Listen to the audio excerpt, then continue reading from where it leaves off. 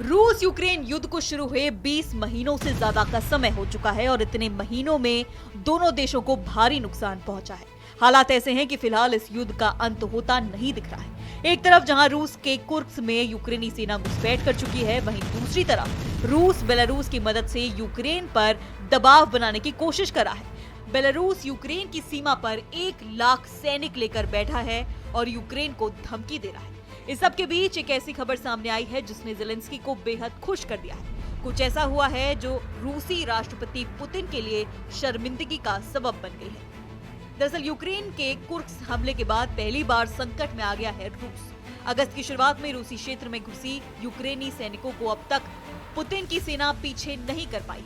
ऐसे में यूक्रेन के राष्ट्रपति ज़ेलेंस्की का नया मोर्चा खोलने का प्लान कामयाब होता दिखाई दे रहा है, क्योंकि रूस ने कुर्स्क में करीब 30,000 सैनिकों को तैनात किया है। यूक्रेनी सैनिकों के आगे रूस के सैनिक कम पड़ गए हैं। रिपोर्ट्स में बताया गया है कि सैनिक इतने कम हैं कि पुतिन ने अपने सहयोगी बेलारूस से अतिरिक्त सैन्य मदद की गुहार लगा दी है।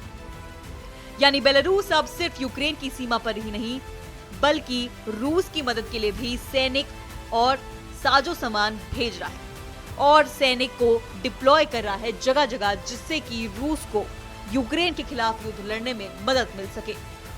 दरअसल यूक्रेन की सेना ने 6 अगस्त को पहली बार रूसी क्षेत्र में प्रवेश किया।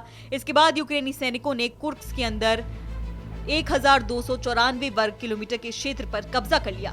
3 सप्ताह के अंदर क्षेत्र में शहरों और बस्तियों को मिलाकर कुल 100 सेटलमेंट्स पर यूक्रेनी सैनिकों का कब्जा है। इस बीच ज़ेलेंस्की की सेना ने बेलगोराड क्षेत्र में सीमा चौकियों पर भी हमला कर दिया है। साथ ही पुतिन के एक और शहर पर घुसने की कोशिश भी जारी है।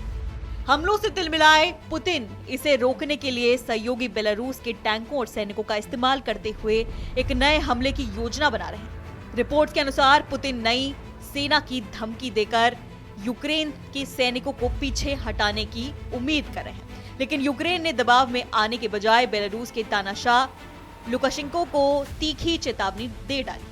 यूक्रेन ने कहा है कि अगर लुकाशेंको सैनिकों को भेजते हैं तो बेलारूस में सैन्य अड्डे और सप्लाई मार्ग यूक्रेन के सशस्त्र बलों के निशाने पर होंगे।